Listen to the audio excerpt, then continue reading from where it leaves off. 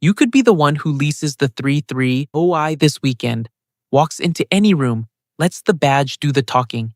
Or you could be the one nobody notices, the one who moves $40 into an account with no name and never mentions it. Somewhere down this road is a version of you who already knows how to get rich without anyone catching on. Tonight, you're neither one yet. You're just standing in a hallway, keys already in your hand, $211.40 sitting in checking until Friday, jacket zipped against the cold, deciding which one walks through your aunt's front door. The weight of looking rich. The porch door opens before you knock, and the smell of your aunt's kitchen, sage, butter, something sweet already going wrong in the oven, pulls you inside before the cold can follow you in. Your cousin Danny is by the food already, plate loaded, laughing with his mouth full. He's got a new watch. You clock it before you clock him. Steel case, black leather strap, the kind of clean face that doesn't need to say anything because everyone already knows what it costs. A Cartier tank must, the quartz one, a little over $3,000. He doesn't mention it. He doesn't have to. He rests his wrist on the counter, reaching for a roll, and lets it sit there a second longer than reaching requires. Traffic wasn't bad? He asks you, and you say no, it wasn't, and you're both lying about something. Just not the same thing. Later, out front, he shows you the car. New lease, this year's 330i. That specific blue that photographs better than it looks in person. He tells you the monthly like it's a joke he's already laughed at. 6-something, insurance not included. And you nod like you're impressed, because you are, and because some part of you is already doing math you didn't ask your brain to do. You think about the bag sitting in your cart right now, saved for later, untouched for 6 days. A Coach tabby, the 26, camel leather, $295 you don't have sitting loose, but you do have a store card with room on it and a promotional rate that turns into 24% the second you're late by even a day. You've done this math before, you just haven't let yourself finish it. Standing on Danny's mother's porch, watching him check his own reflection in the car window before he even opens the door, something in you goes quiet. Not judgment, you don't have the right to that. Standing here in your own borrowed confidence. Just a kind of weightlessness, like watching someone hold their breath underwater and not knowing if they're swimming or drowning. You go back inside. Your aunt asks how work is, and you say fine and you mean it the way you meant it in the car.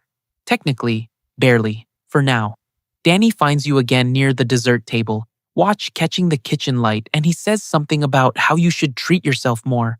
Life's short, and you laugh because it's easier than telling him you've been treating yourself to nothing for 3 years and calling it discipline. You don't buy the bag that night. You close the tab on your phone in the bathroom, alone, door locked, nobody watching, and it doesn't feel like a victory. It doesn't feel like anything. That's the part nobody prepares you for. That the right decision, in the moment, feels exactly like the wrong one. Quiet, small, unwitnessed. Driving home, headlights sliding across empty fields, you keep thinking about the watch. Not wanting it exactly, wanting what it seemed to prove. You pull into your driveway a little after 10, and before you go inside, you sit there a minute with the engine off, phone in your lap, thumb hovering over your banking app. Not to spend anything, just to finally look. The number you finally look at. The app takes a second to load. That small spinning wheel doing its little turn while you sit in the dark driveway with the engine ticking as it cools. Then, the number sits there in front of you, plain, unstyled, no red or green to soften it. $211.40. Below it, the other number. The one you've been avoiding for longer than 6 days. $6,410. The balance on the card you opened your second year out of college, back when a promotional rate felt like free money instead of a countdown. You do the interest math without meaning to. Almost 24%. It's not a number sitting there. It's a hand around your ankle. You go inside. You don't turn the kitchen light on, just the one over the stove, because there's something about half dark that makes it easier to be honest with yourself. You think about your coworker Alina, 2 desks over, the one who brought her lunch every day for a year and let people assume it was about the diet.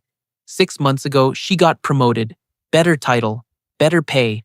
and she never moved out of the apartment she shares with her roommate, never got the one bedroom near the water everyone expected, kept driving the same dented Corolla. You'd thought it was strange, maybe even a little sad, until she mentioned once, offhand, restocking the break room coffee, that she'd started putting money into something called a Roth IRA. You hadn't asked more. You didn't want her to know you didn't know what that was. You know now. You looked it up on your lunch break weeks ago and never did anything with it. It's still just a tab you closed. Tonight, sitting at your kitchen table with the stove light throwing your shadow long across the wall, you open your laptop instead of your phone.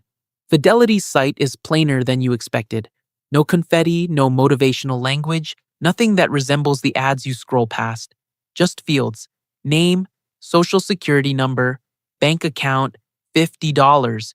You could have done more. You have, technically, more sitting in checking than that. But 50 feels like the number that won't wake you up at 3 a.m. regretting it.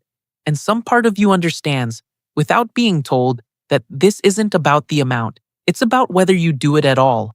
You hit submit before you can talk yourself out of it, the way you might rip off a bandage. And then you just sit there. No confirmation email lands with music. No one texts you congratulations. The number in your account goes down by $50 and nothing else in the room changes. Not the light, not the silence, not the mail still sitting unopened on the counter. You almost feel foolish for expecting to feel something, but you close the laptop and sit with your hands flat on the table, and underneath the nothing, there's a smaller, stranger feeling you don't have a name for yet.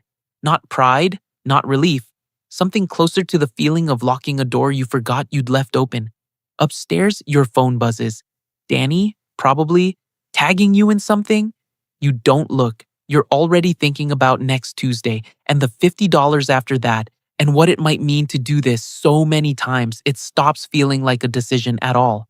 The math you run in silence. The raise comes on a Thursday buried in an email with a subject line too boring to prepare you for what's inside it. $4,000 more a year? Not enough to change your life. Enough to change your grocery store if you wanted. You don't tell anyone right away. You sit with it through lunch, through the drive home, through dinner you eat standing at the counter, and somewhere in there the temptation starts working on you the way water works on stone. Slow, patient, certain. You open your phone and look at apartment listings you have no business looking at. A one-bedroom 2 blocks from the water, the kind Alina never took. $650 more a month than what you're paying now. You close it. You open the car listings instead. A 330i, same blue as Danny's, sitting on a dealer lot 40 minutes away. $611 a month, the site says, before insurance, before the down payment you don't currently have. You do the math anyway because some part of you needs to see it in numbers before you can say no to it out loud. Your Civic is paid off, has been for 14 months. It rattles a little over 60, and the seat cover is starting to crack, but it starts every morning, and it owes nothing to anybody. If you took that $611, the exact number the lease would cost you, and put it into an index fund instead, tracking something like the S&P 500, averaging what it's averaged over the last 30 years, you'd be looking at something over $1 million by the time you're 60. Not instantly. Not this year, not next year. Just quietly, every month, compounding while you drive the same rattling Civic to the same job. You don't say any of this to anyone. You especially don't say it to Danny, who calls that weekend just to talk. And somewhere in the conversation mentions he's thinking about upgrading again already. Maybe the M34OI this time. And you say that sounds nice and you mean it, and you also don't feel a single pull toward it anymore. That surprises you more than the math did. Monday morning, you log into your work benefits portal on your break, the fluorescent light in the break room humming over your head, and you bump your 401k contribution from 6% to 15%. The system asks you to confirm. You do. Somewhere, distantly, this is a step toward this year's contribution ceiling. $24,500, a number so large it doesn't feel real. Not yet. Not on your salary, but what you actually feel is smaller than that. Just the quiet click of a decision being made without an audience.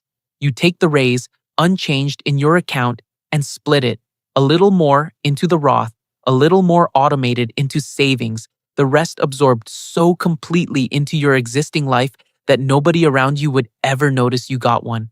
Alina notices, though, not the raise, you never mention it, but something in how you talk about money now, careful and specific in a way you weren't before. She asks casually, restocking the break room coffee again. If you've started something, you say you're just being smarter. She nods like she already knew, like she's been waiting for you to catch up to something she found a while ago.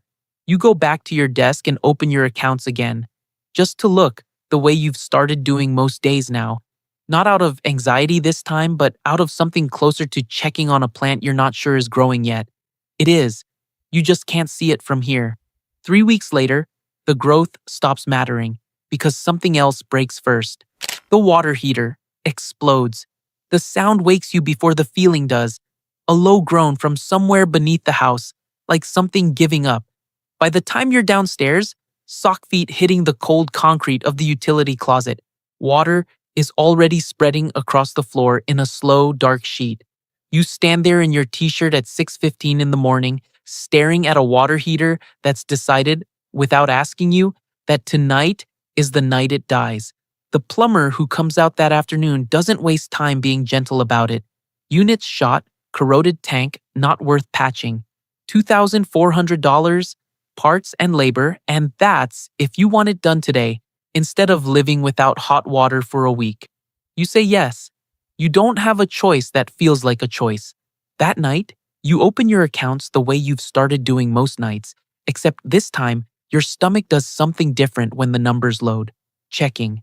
$490, most of it already promised to rent. The brokerage account, $11,200, sitting there in shares of an index fund that doesn't care what your water heater did to you this morning. Your thumb hovers over the sell button. Just a partial sell, you tell yourself. Just enough to cover it. You've done the math 100 times about what this account will become in 30 years. You haven't once done the math on what happens if you touch it now, mid-climb, mid-sentence, before it's had time to become anything. Your phone buzzes. A message from a client you've been doing freelance design work for on the side. The quiet arrangement that's been adding a couple hundred extra dollars some months. Money you've mostly let sit and grow instead of spend. The message says they're going a different direction. No more work, no explanation owed to you, and none given. You sit on the edge of your bed with the phone in one hand and the laptop open on your knees, both numbers glowing at you. And for the first time since the Roth IRA, since the $50, since all those quiet Tuesdays nobody clapped for, you feel the whole thing might have been a mistake. Not morally, practically. Like maybe the people driving the 330i and carrying the Cartier had it figured out after all, because at least their money was doing something they could touch when the floor gave out under them. You think about calling Danny, not to ask for money. You'd never, just to hear someone tell you it's fine, the way people do. You don't call him. Some part of you already knows what he'd say, and some part of you doesn't want the comfort if it means explaining the account you've never mentioned to him. Instead, you sit there long enough for the moment to lose some of its heat. You open a different tab, the savings account you built for exactly this, the one you funded a little at a time.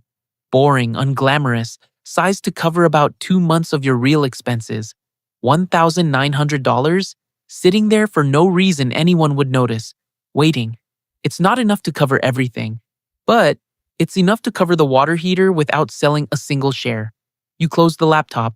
The floor of the utility closet is still wet. The account is still smaller than you'd like.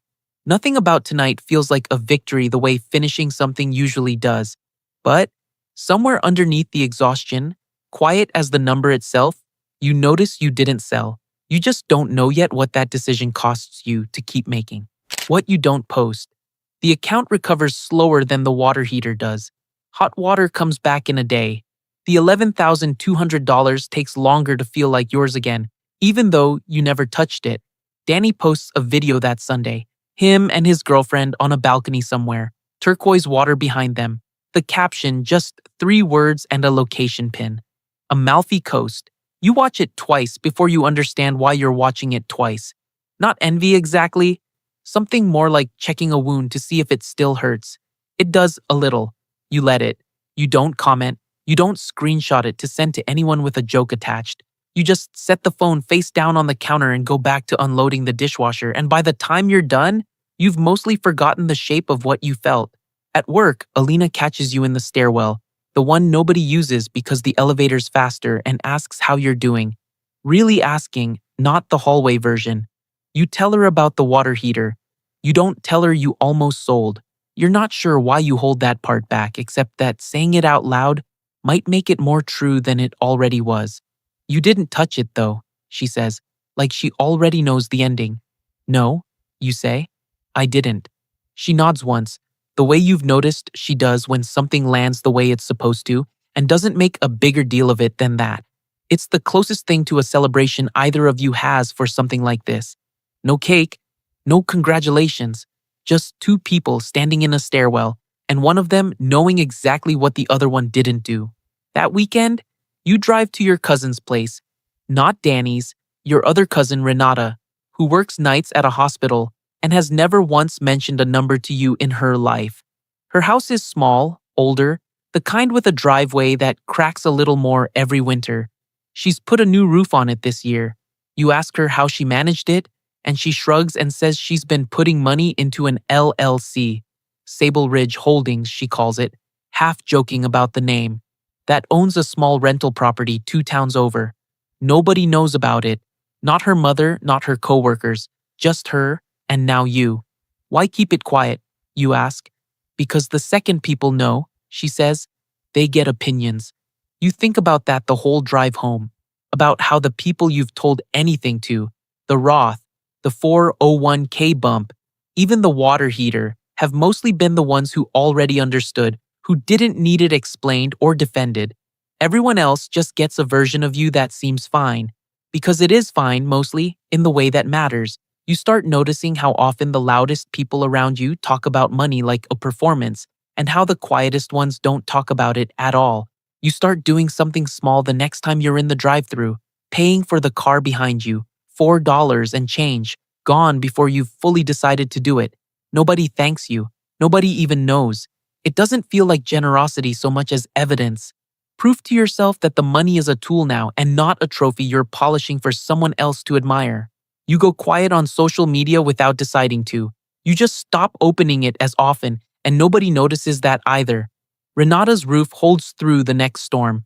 Yours does too, eventually, in its own way. The account climbing back past where it was, then past where it's ever been. All of it happening on a schedule nobody but you is watching. You start to understand that the silence isn't hiding something.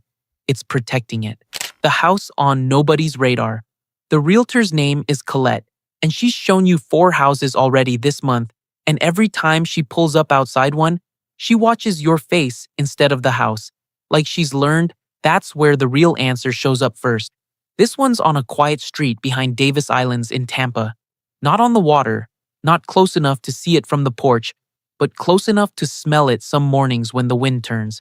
3 bedrooms, a kitchen that needs updating, $650,000, which 2 years ago would have sounded like a number from someone else's life. 2 streets over, closer to the water, there's a listing you looked at once out of curiosity and never mentioned to anyone. 4 bedrooms, a dock, glass everywhere, just under $4 million. You remember standing in the open house, your shoes too casual for the marble, a listing agent describing the primary suite's Italian tile like it might change something in you. It didn't. You left after 12 minutes. You put the offer in on the smaller house the following week. Renata helps you move a couch up a narrow staircase, both of you sweating through your shirts, laughing about nothing in particular, and afterward you sit on the bare living room floor eating pizza off the box because you haven't bought a table yet and you're in no hurry to. Danny comes by a few weeks later, after you've settled in, and he walks through slower than you expect, quiet in a way that isn't like him. He doesn't ask what it cost. You don't tell him. He just stands in the kitchen for a second, running his hand along the counter and says, "It's nice, really nice," and you can tell he means it differently than he means most things. You still drive the Civic. It's got more miles on it now, a sound in the front end you keep meaning to get checked, and you have zero interest in replacing it. Not because you can't. The numbers, if you let yourself look at them, would surprise you. The Roth, the 401k, most years landing close to this year's 24,500 ceiling. The brokerage account that outgrew the water heater scare so completely you sometimes forget it ever happened. Renata's rental, still under Sable Ridge Holdings, still nobody's business but hers, and now a little bit yours. Since you went in on the second property with her this spring, none of it shows. That's the part that still surprises you some mornings. Standing in your kitchen with the counters that need updating, coffee in a chipped mug, looking exactly like someone who's doing fine and nothing more. You are doing more than fine. You just haven't found a reason to prove it to anyone, and somewhere along the way, you stopped looking for one. The dividends cover more of the mortgage than you expected them to, this early. Not all of it. Enough that some months you notice and other months you don't, which might be the entire point you were chasing without knowing it had a name. You think about Danny's watch sometimes, the Cartier, still on his wrist every time you see him. You don't want it anymore. You're not sure you ever really did. You think now you wanted what it seemed to promise, and you got something that looks nothing like it and does the job better. Some evening soon, sitting on your own back steps with the Tampa heat finally breaking, you'll try to explain all of this to someone. Maybe Renata, maybe no one. And you'll find there isn't much to say. No dramatic before and after. Just a long string of Tuesdays nobody watched, adding up to a life nobody would guess at from the driveway. That's the part you still haven't figured out how to put into words. The Tuesdays nobody watched. You never find the words for it. What you find instead is an ordinary Tuesday. Trash bins at the curb, coffee going cold, and the quiet understanding that you stopped performing your life somewhere, back around that water heater, without noticing the exact moment it happened. It wasn't the Roth. It wasn't the house behind Davis Islands. It was every time you closed the laptop instead of opening it to show someone. You'll feel the pull again soon. A leased hood ornament catching the light just right, asking what you're building toward and whether anyone's supposed to see it. Nobody has to. The account still dips some mornings. Your stomach still drops with it. You just don't reach for the sell button anymore. Somewhere tonight, someone's driving home with $211, 40 in checking, already rehearsing what they'll say when someone asks how things are going.